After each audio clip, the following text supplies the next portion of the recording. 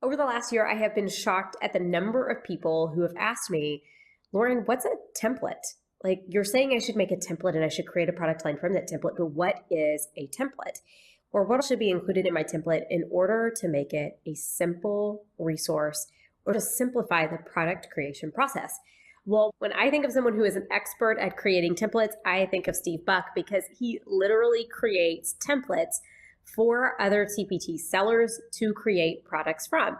So he goes through the entire process of thinking about start to finish.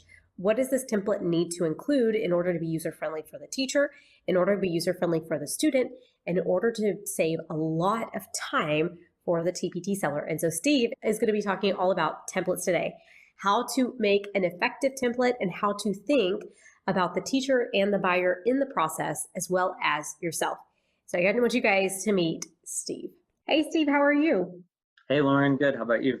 Good. I'm so excited for our talk today because you are not just a TpT seller, but you actually create templates and things like that for teacher entrepreneurs, for TpT sellers, which we'll be talking about more here in just a little bit. But one of the things that I get asked a lot, it always surprises me, is like, what's a template? What should I be including in my template? Why do I even need a template? So because you're the templates expert, you're going to be talking to us all about that today. And I'm super excited for our conversation. I'm going to start with just telling us a little bit about yourself. If you don't mind, tell us about your TpT journey, how you got to where your business is today, and just a little bit about you and your store. Well, thanks. I've been called the sheets expert before. I don't know about templates expert, but I don't even know that I can own either of those. So I'm a sixth grade math teacher. That's kind of where everything got started because pretty much every TpT seller, you have a classroom first and then something branches off of there. And what started mine was actually the fact that I had a student, actually a former student. So when they went to seventh grade, they came back to me and they handed me this handwritten note at Christmas time. How a lot of times students will give you a gift or something like that. And it was one of those things where I looked at it and I read it and I was like, wow, I need to do more. Something that he wrote, it was very short, it was very simple, but it said something along the lines of, I'm doing awesome in math class this year, and I have you to thank for a lot of my success. And something along the lines of, you built a lot of the foundation for things that we went deeper into in seventh grade, and how you approach teaching it really made a difference for me. And I read that, and it was one of those pivotal moments in my teaching career where I need to do more. And I didn't know what more looked like at that point. I just knew that I needed to try to reach students outside of the four walls of my classroom. And that's kind of how it started. Like I said, I didn't really know where to go with that. So I started a TpT store because that's something that I knew existed. And that's something that I knew was a way for me to get my ideas, my thoughts, and my activities into the hands of other teachers. So that's kind of how it started, with a note from a student that was super random. And then I started uploading some of the things I was using in my classroom. I researched into it and made it all look sort of cutesy. I don't really do cutesy that great, but that's how it started.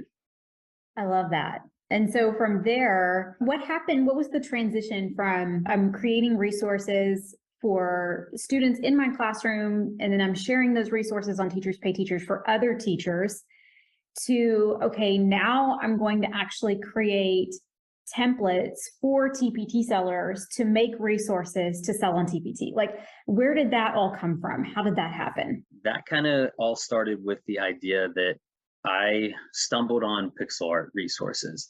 I don't know where, I don't know how, I don't remember. It was during the beginning of the pandemic, and I did this head turn. I was like, wait a minute. They're using Google Sheets, and something about the idea that it was Google Sheets intrigued me. And I was like, okay, this is weird. And I had never seen anybody using Google Sheets to create a student worksheet before. And that got me really interested. And I made my first one. It was horrific. And I was like, I kind of like this. And I was not an Excel person. I was not a Google Sheets person. I was one of those teachers where if you said Google Sheets or Excel, I ran away. All the formulas and everything, it was not my thing. But something about that process of creating those first couple pixel art resources that I created, I was like, this is kind of cool that you're using Google Sheets. And I got caught up on the idea that it was just different and weird and out of what I knew to be the norm. But the thing that I hung on to, the thing that I liked most about it, was that students could work at their own pace and still be self-guided or self-corrected, in the sense that they can answer a problem or two and they know that they've done it correctly, so that they're not aimlessly filling out an entire worksheet completely wrong, which I'm sure all teachers can relate to. You get over to that student's desk and you realize they just practiced 15 questions the wrong way, and they now have that wrong method embedded in their brain. So that made me the transition into working with Google Sheets. And then I'm very much an ideas person. So I was like, what else can it do? So I just found out as much as I could and then just tried to run with it. Then I decided that I wanted to create a course to teach other teachers how to use Google Sheets. And then it wasn't until about half a year to a year later that I actually started my template membership. And all of that started, I don't know if I can name drop other people in the space, but Alyssa McDonald has her course that I was in, her membership that I was enrolled in at the time. And she always, around the holiday, like Black Friday, she says, do a promotion then. But she says, don't be afraid to take a risk and just put out something that you don't know, like if this is going to sell. She said, promotion time is the best time to just see if it sticks. You don't put a ton of work into something ahead of time, but put something out there and see if your audience likes it. So that's what I did the 1 year. It was actually a year ago, last Black Friday. I decided, hey, I'm going to see if I can just make templates. And I have an offer for just regular teachers, but then I also have the upsell for TpT sellers to use it as well. And that's just, it was this trial thing. It was, I'm not ready to go down the black diamond, but I'm just going to go for it. Just strap on the snowboard and just go. And that's kind of how it started. I had the idea for 2 templates when I started, and I had a button that said, sign up for the year and save whatever, 2 months free. And that's kind of where it started. I love that. Okay, so there's so many things in there that I kind of want to touch on. The first is that, and in fact, it was going to be the question that I was going to ask you was, were you a Google Sheets or an Excel person before? And I love that you said no, because I the same way. Like anything to do with the formulas, I get a headache just trying to do Control D, try to fill it down, that kind of thing. I can totally resonate with that. But I love the fact that you were intrigued by something, and rather than letting the lack of knowledge or lack of expertise in that area kind of intimidate you, which I feel like is something that we're all kind of prone to do by nature, or most of us are, just feel like, well, that's interesting, that's intriguing, but I don't really know much about that. You kind of went all in, and it ended up spiraling into not only being able to create unique and amazing resources for your own TpT store, but teach other people how to do it and then provide them with those materials. And now you have course and membership and all of that. And it's absolutely amazing. The other thing that I love that you said was about Alyssa McDonald, how she said, just try something, just put it out there. And I think that's amazing advice for anybody. But I love that you did that.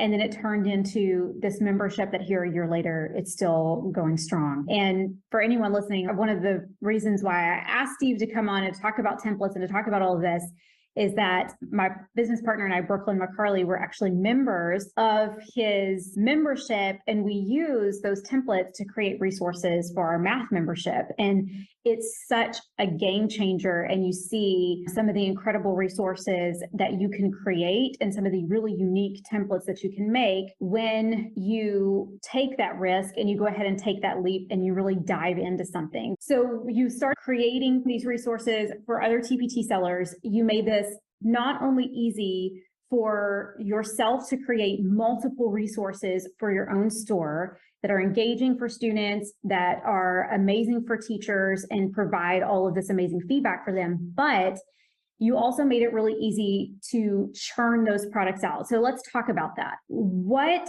is it about a template? Why create a template? Why have a template? What is a template? And why would somebody want to have those for their store when they're creating products? So when I'm teaching math to my students, I like to try to pull in analogies whenever I can. For example, we were doing a lesson on rational numbers the other day, and I kind of pretend like I don't know the classification of dog, pet, and animal is. And I pretend like a golden retriever is the same thing as an animal, and this whole backwards design. So I'm going to give you guys an analogy for this one. Basically, a template, it's almost like a meal prep for your business. So think of HelloFresh or whatever service like box that they send you in the mail, and you have everything there that's ready for the meal, but they have all the ingredients that you need. They have the stuff that goes into the sauces, they have the spices, everything's measured out in there for you. That's basically what a template does for you. You're setting yourself up for success later so that you can just chop up the stuff, throw it in, cook, and serve. So that's what a template is going to do for your business, whether that template be in Google Sheets or whether that be a template that you're creating for PowerPoint, or if for some reason you're still using Word. I don't know why you'd want to do that, but you can create a template in there. If you're using Canva, you can use and create templates in all of these places. And it's basically just the main goal is to set yourself up for success later down the road. Or in my case, where I'm creating templates for other people, it's to do that meal prep stuff for them. It's giving them that box so that they can just unpack the ingredients, pop it in the oven or pop it on the stove, and then have that gourmet meal ready to go. Right. So can you give us an example of what a template might be for, let's say I was going to create a set of task cards, for just a plain old set of task cards. What might that template look like? So if you're creating task cards, you're definitely going to want to use either PowerPoint, or I don't know the exact terms of Canva. Some people say you can use it for products. Some people say you can't. So I stick to PowerPoint just to be safe. So if you were creating task cards, the first thing you want to make sure that you have is decide, okay, well, how large do I want my task cards to be? And how many do I want per page? So if you want to have 4 of them per page, 1 per page, 2 per page, you want to lay out your rectangles on the page for that. And you probably want to number them right from the beginning. So your template would have a space for you to add the content, a text box overlay on top of that. And when I say a space for you to have that, it may be just a gray rectangle that you can delete later and then add a cutesy frame or border or something like that. You'll want to number the actual task cards themselves, and then you'll want to make sure that you have your copyright on there. Those are all things that I would say for sure that you want to have on your template, and a space for the title. And if you choose to brand all of your resources across the entire set, then you can go ahead and put that cutesy border on it from the start. But if you want to have something slightly different for maybe a holiday theme or a spooky theme or something like that for around Halloween, then you would want to have that be something that you can delete out. But you may even want to have a template for your template.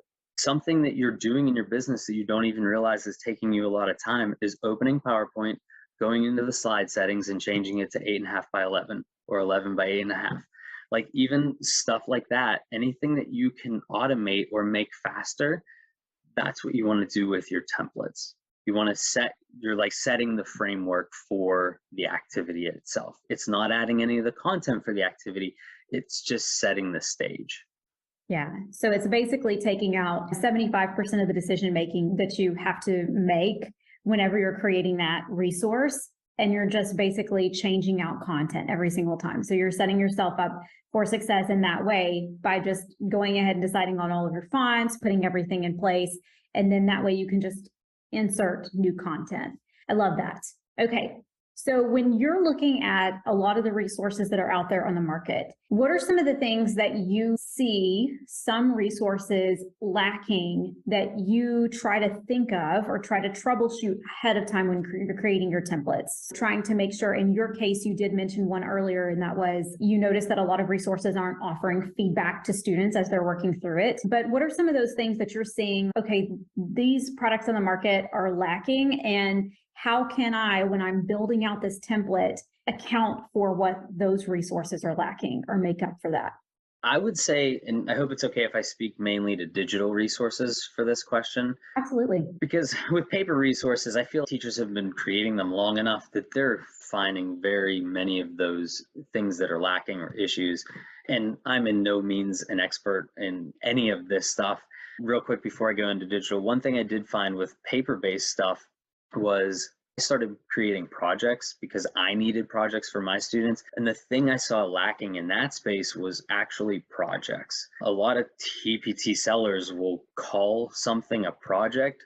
To me, if every student gets the same answer, it's not a project. It's a bunch of task cards, or it's a themed question or something along those lines. So that was the big thing, and that's how I got started, was mainly working on math projects. That was the need that I was trying to fill then. The thing that I'm seeing with digital is the lack of just originality, the lack of student choice and customization. Something that I've noticed that a lot of teachers in the space creating digital or self-checking activities with Google Sheets, they're all creating the same stuff. They're creating pixel art, which is awesome. It's great. It's very cool. The students are engaged in the sense that they like seeing the image being created as they're working on it, but they don't get to pick the image. It's just, here's the image that the TpT seller or the classroom teacher decided to create. Here's that image. Or even like a picture progression or a puzzle reveal. A lot of people call the puzzle reveals pixel art. Pixel art's actually the style of art. But if you've seen the puzzle reveal before, it's little boxes that appear. It's just a picture chopped. I almost feel if that's something that you create right now, why not create a resource that has like a puzzle reveal or it has a picture progression? But instead of doing that and just having one image, have a drop-down menu for the students. Even if it doesn't say what the image is, just say image 1, image 2, image 3, image 4, image 5, and then just layer them on top of each other. And then students are getting some choice, or students feel they have some more skin in the game or some more say.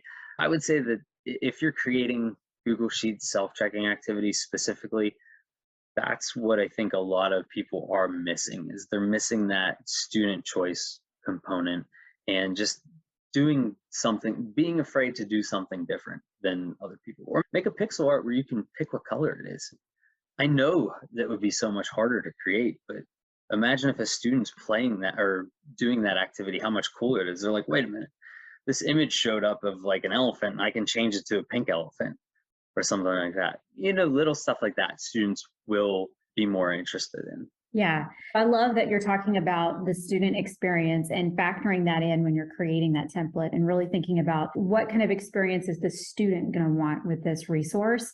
And I think that really easily transfers over into printable resources as well, especially depending on the niche. I know in elementary school, a lot of times there are a lot of different options for students for different addition games and subtraction games. When you get up into secondary, that's really not the case anymore. I think that really transfers over, but just the whole picture of what you're talking about with what kind of experience does the student actually want to have within the classroom, and how can I think about them when I'm creating this resource and designing this template.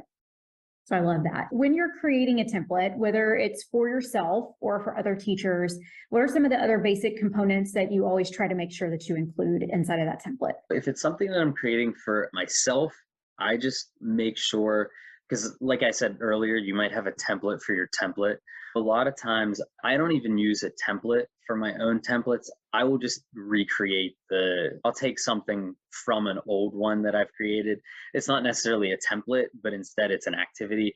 And I'll just snag part of that, copy it over, delete the part that I know won't work for the new activity that I'm making, keep the formulas and the stuff and the layout for the old one, and change a few things. So I don't really make too many templates for myself, with the exception of in PowerPoint. I have a template for thumbnails. I have a template for student directions. I have a template for the landscape that is an image of the act. So things that I would create when I'm doing paper-based templates is I would just make sure that there's a space for my title or logo on the thumbnail, title, logo, and then I always have a mock-up. Because all my stuff is digital, I always have a laptop mock-up. I have a few that I use, like I have a laptop, I have a desktop, but I usually use the laptop one. All of those are on my template so that I can easily click through. So if I want to do one that's on an iPad or do one that's on the laptop or the desktop, I grab that template and then add the images to that.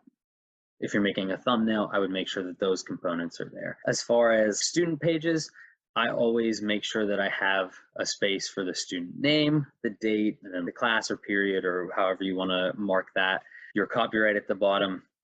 And then I use the same table in every single one that I create. And then I have a section at the top that says edit title name here. I usually create a logo for the games and activities that I make. I'll always leave space for that logo as well. Those are some of the things that in a paper-based, I make sure are there. Definitely your copyright, space for the questions, and have a bunch of different ones created, one for 10 questions, one for 12, one for 15, but those are definitely the main components that I would include. Now, when I'm creating a template for somebody else, the thing that I make sure I include is one, a very simple way to change the background color. For example, it's very tedious around my activities to like click and highlight the different areas and then change the color. So I just use conditional formatting for that instead. So they just click on it, choose their color, and then it automatically changes the whole appearance of the activity. So that's something for the activities that I'm creating for others that I make sure I include. I also make sure I always include a magic button. What I mean by that is it's a one click that camouflages all of the content on the sheet that you don't want students to see. So it just changes it to gray font on gray background so that students are less likely to be able to find that information in sheet.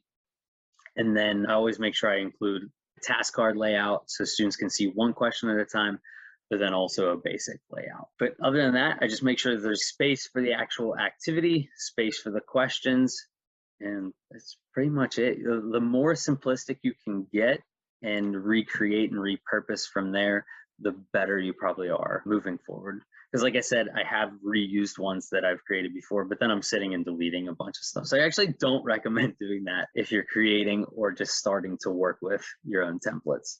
Yeah. So I mean, I don't know how it is in Google Sheets, but for sure, actually in PowerPoint, I will take an old template and I'll start from that old template whenever I'm creating a new project a lot of times.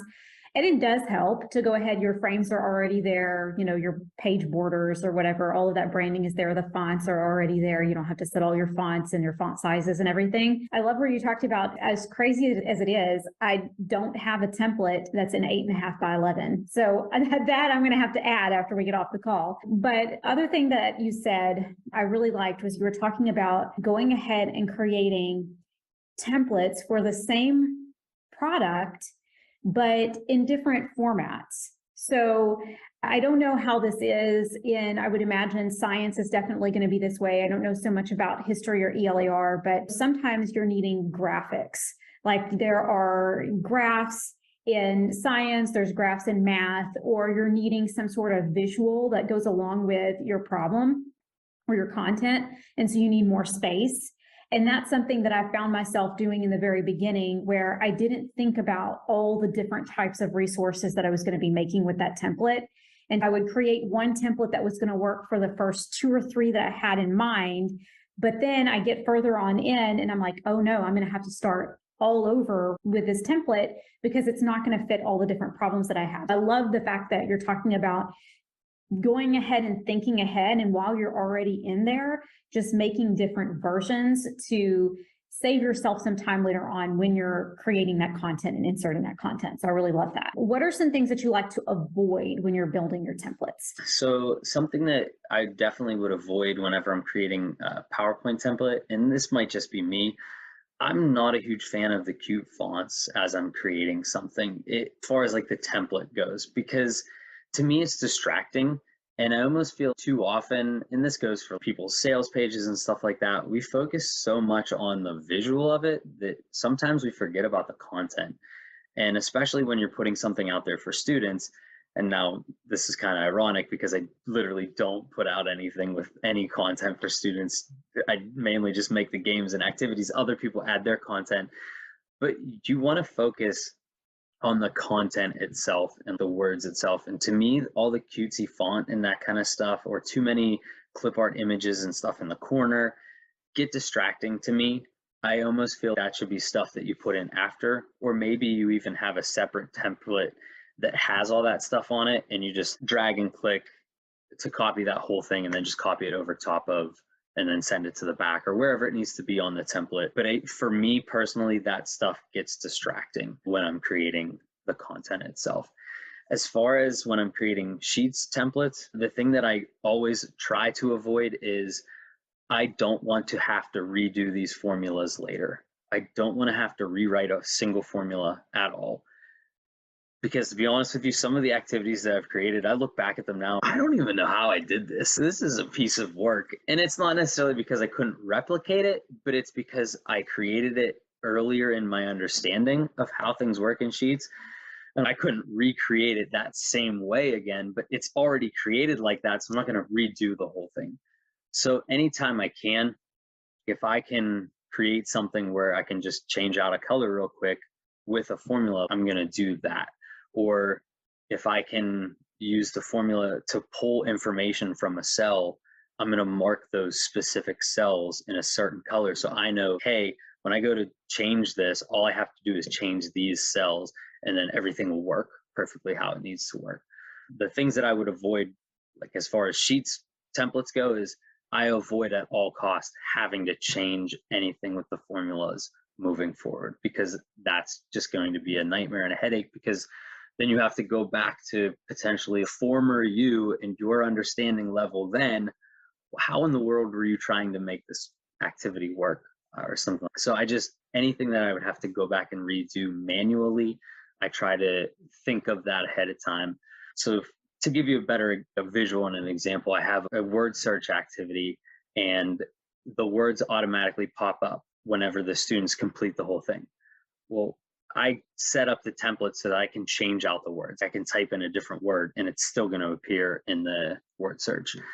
Or for example, I created a maze template. Well, same thing. All I have to do is change the font that's in a couple of the cells to change where the walls of the maze are, that kind of stuff. I just try to avoid anything with the formulas after it's been created. Yeah, just trying to think far ahead about all of the things and all the different ways that you might want to use that template later on, or all the things that you might want to do with it, and setting yourself up for success again for that later. Because I'm not a sheets person, but I can imagine that I would not want to go back into my formulas. But I think it's the same thing too, no matter what you're creating in. If you're so busy focusing on where am I going to place those cute little pieces of clip art and where am I going to put all of these little things that don't really matter and they don't affect the functionality of the template that you're creating, then sometimes we can get so lost and so focused on those things that we're not really paying attention to whether or not our resource is actually going to be functional for the student. And an example of what you're talking about there in PowerPoint, because I'm a PowerPoint person, is I used to do that. I used to put my clip art in first, and I'd figure out where am I going to put all my clip art. And by the time I finished placing my clip art and I go to actually put the content in, I would realize my content's not going to fit, or this isn't going to work.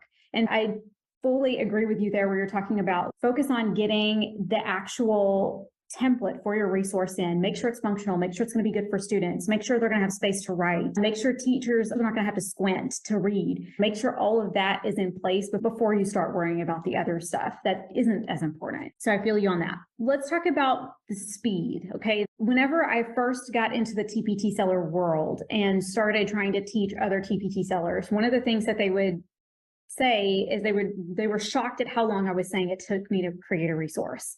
And when I factor that in, I'm factoring in how long it takes me to create a template, which is quite long, to be honest with you. Should somebody be concerned with how fast they're able to get a template done? Not a resource, but how fast they're able to get the template piece of that done. And that's like funny that you say that too about creating the resource and how long it takes you, because I don't really share with people how long it takes me. And even when I'm only changing like those simple things that I say, I don't have to redo a formula, it still literally takes forever. So I'm going to throw another analogy at you guys. As far as the creating a template goes, if let's say you're starting the new school year, okay, it's day one or it's post day or pre-day one, you're like going in, you're trying to think, okay, what am I going to do the first couple of days of school?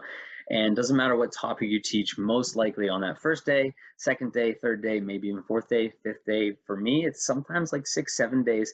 I'm not actually digging into content that's in the curriculum per se. I am spending those first 5 to 7 days building foundational things for my classroom, the structure of how things are going to run.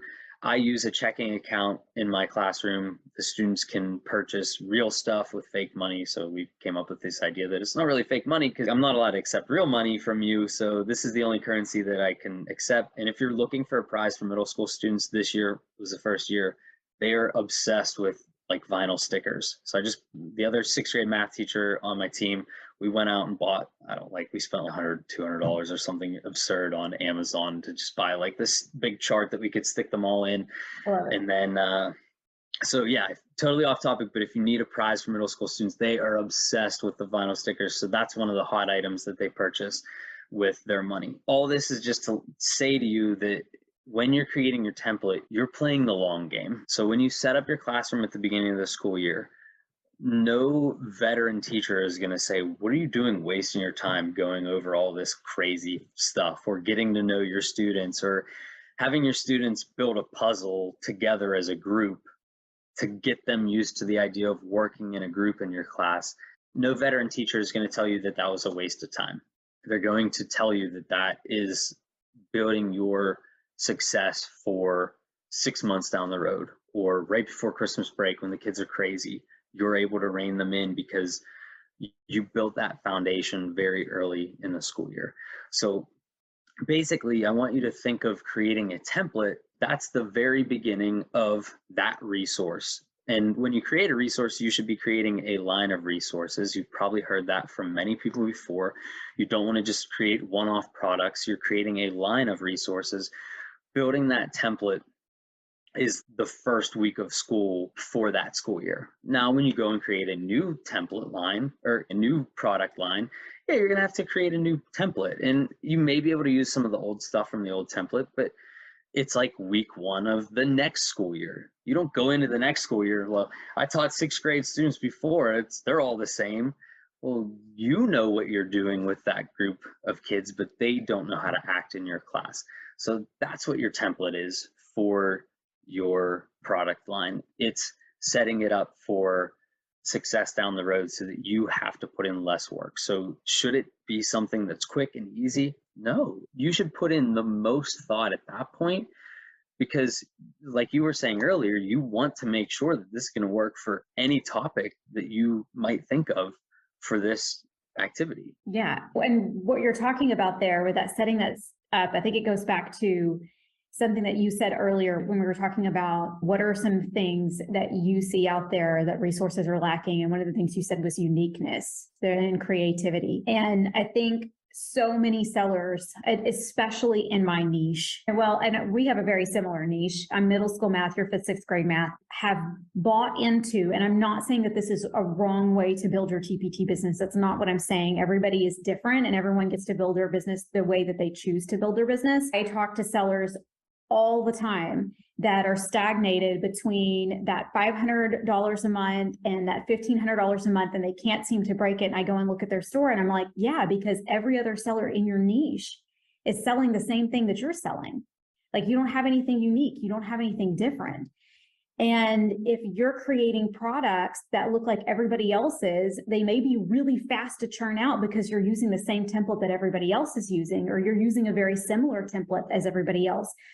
But that lack of wanting to put that time in the very beginning, which I get because we're all strapped for time, the failure is not the word that I would like to choose. I'm not sure. I would like to think of a better word, but it's the one that's coming to mind. That failure to put that time and that energy and that effort in to creating your own unique template in the very beginning is what's going to bite you in the behind in the long run when everybody else has those same types of resources. And so it's 1,000% worth it to take a week or 2 weeks or even 3 weeks to create that template that you're going to be able to create 20 unique products from, because there's a reason why nobody else is creating a Google Sheets membership right now, at least not that I know of.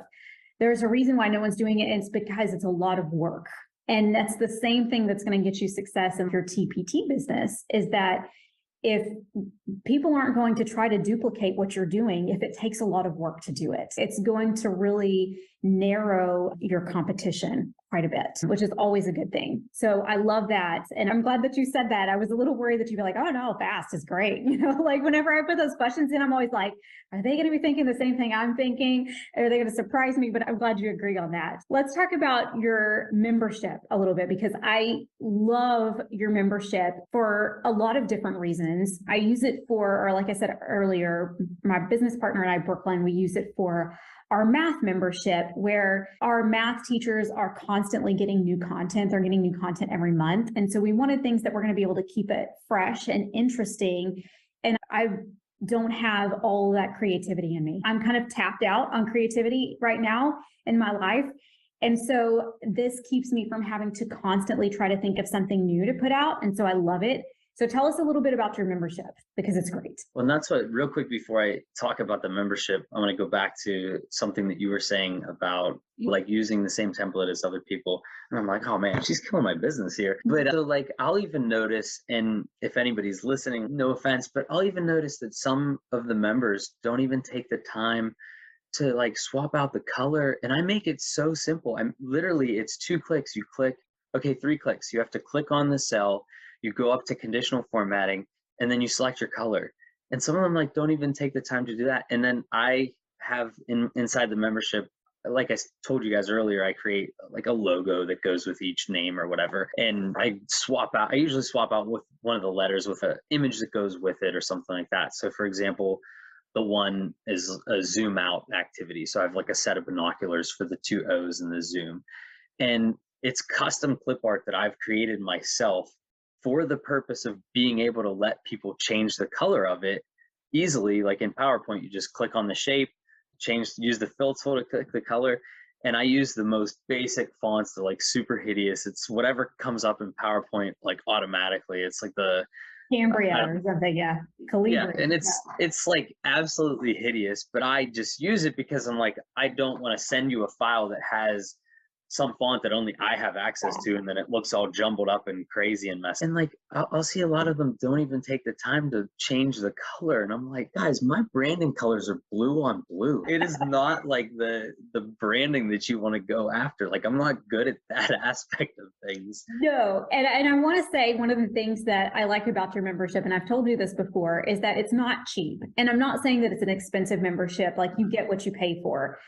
And because it's not cheap, there's that element of some exclusivity there, so that you're not having, it's not a $12 template that you bought off of TpT that 400 other people inside of your niche also purchased. There's some exclusivity with that, which I really appreciate. And then you also make those allowances so that you can change things up. But even then, even if somebody is using, and I want to say this because I don't want to have just dogged your business, because you know I love it. But even then, even if you're using something like that, there are people inside of RTA who use templates, they utilize templates, but they'll make differentiated versions. They'll make the same activity, but they'll make 3 different versions for teachers so that they can choose, and students are able to do the same activity that everybody else in their class is doing, but maybe there are fewer problems, or maybe the wording has been simplified, or maybe, you know, there's a Spanish version that goes along with it. Like, there are ways to use templates that you've purchased and still make them unique and meet unique needs within your niche. So I do want to throw that out there too. All right. So inside my membership, and like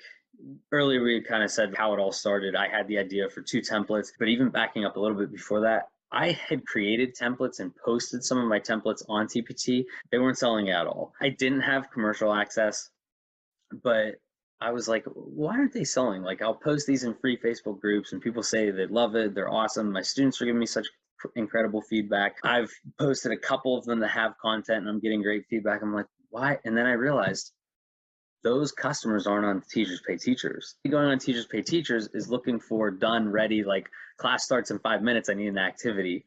And I wasn't putting that together, and I didn't see the connection there. And then I finally realized, oh, that's, my audience is not on TpT. My audience is off of TP, so I don't have to be on TpT. And like you said, with the, you know, being more exclusive, that was also part of my plan too. And it was like, okay, if I'm going to go commercial route and allow for commercial access, I don't want this to be something that you just go and get on TpT. Plus, a lot of teachers need a little bit more support. Even if everything's done for you, I'd rather get somebody ask me a question in the Facebook group, somebody leave a bad review and say, this doesn't work, or this is garbage. Like, no, let's problem solve, let's figure this out, and then have it so the next time you don't get any poor reviews because, well, you forgot to do X, Y, and Z. So inside the membership, basically, I create a new template / activity each month. Some of them are games, some of them are activities.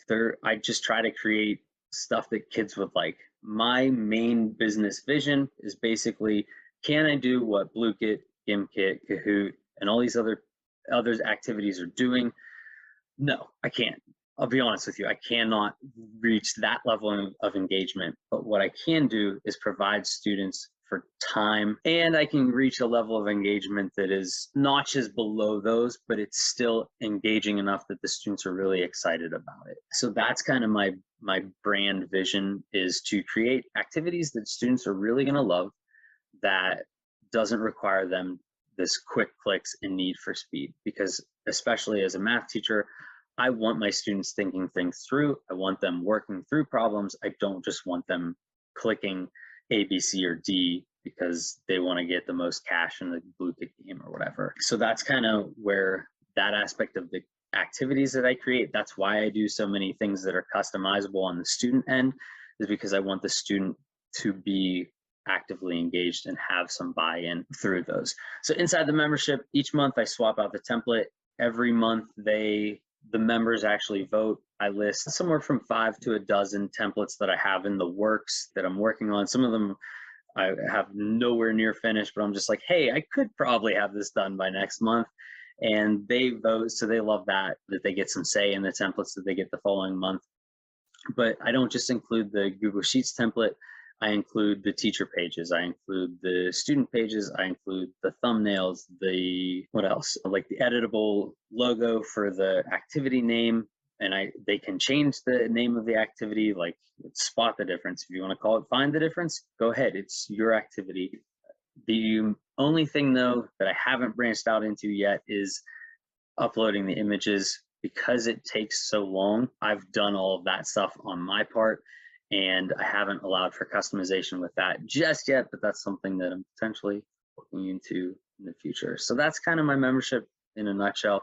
It's basically, if you want to think of like a subscription service where you would get like a box subscription and you open the box and you're like, ooh, there's all these goodies inside. That's kind of what I modeled it after. I wanted it to not just be this template, but I also wanted it to be kind of like that meal prep service where you open it up and you're like, okay, this is literally like all I have to do is cook this stuff and it's delicious. Like, yeah, just add your content, add your questions, and it's ready to go. You can, and I tell people, take what you need and leave what you don't. You know, there's members that use everything that's inside there, and there's members that only use the template. And it's set up like a subscription box. And then at the end of the month, everything goes away. But I do give access to them in their dashboard. They have like, I'll go through and backlog everything so that if they forgot to download something or something like that. So that's pretty much my membership. And that's, every month Brooklyn will message me or send me a text or a voice memo or something. She'll be like, oh, this month it's this. And she's always really excited about it. And so it definitely does feel that subscription box where you get the goodies in the mail and you're sorting through and trying to see what all you can use and what all you're thinking of all the different ways that you can use those items. And it really is a really neat membership.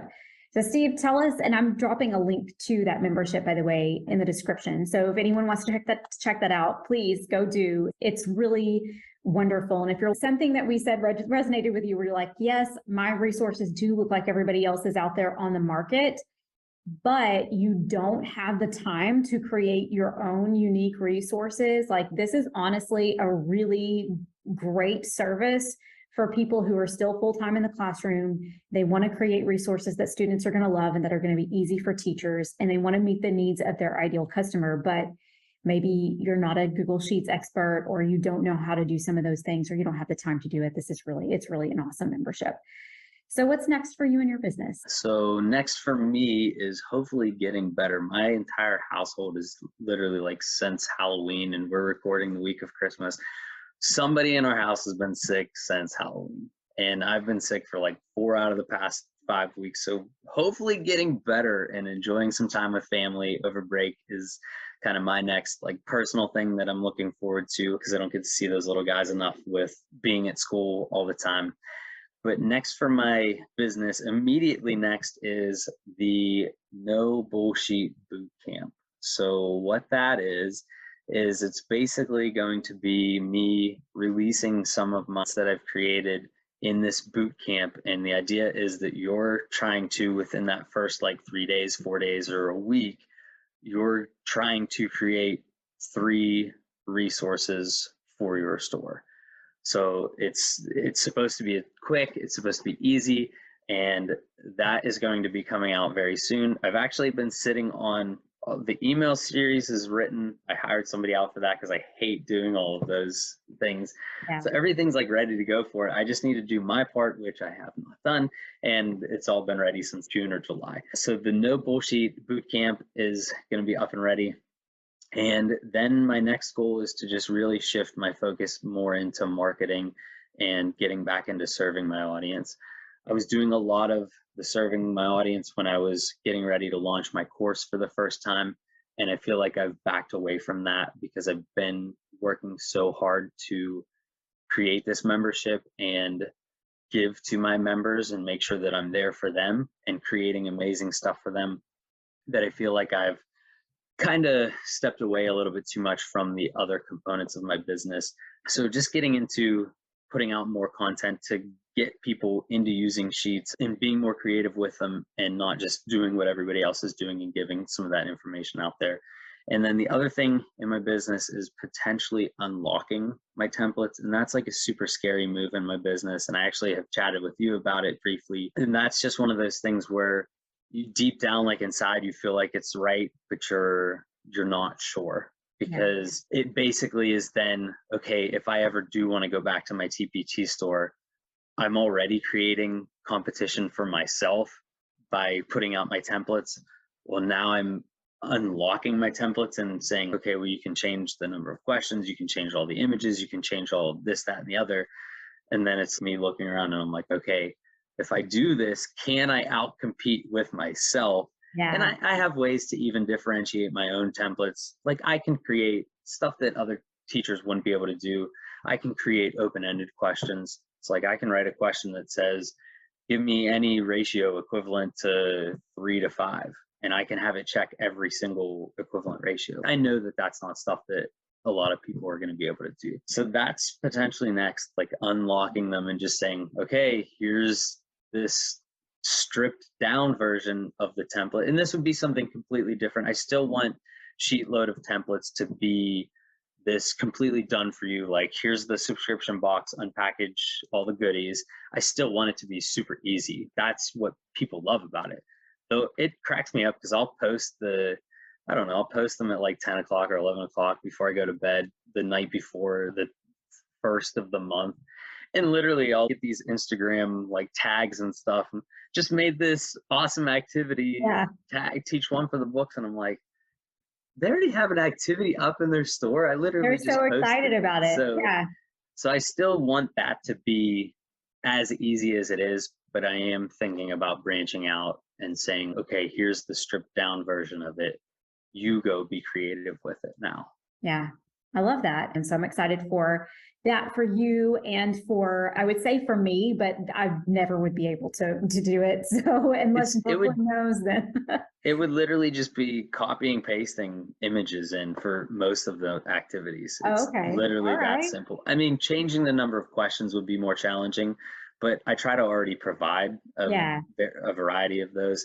And actually, one of my friends created an bulk image uploader that I'm super excited about. It's not available yet, so I don't even know if I'm allowed to talk about it, but that basically would alleviate the whole headache of me thinking, okay, are people going to realize how long this is actually going to take? Because you literally have to upload every image one by one. And some of my activities have 100, 200, 300 images. Like I've spent two to 3 hours before just uploading images.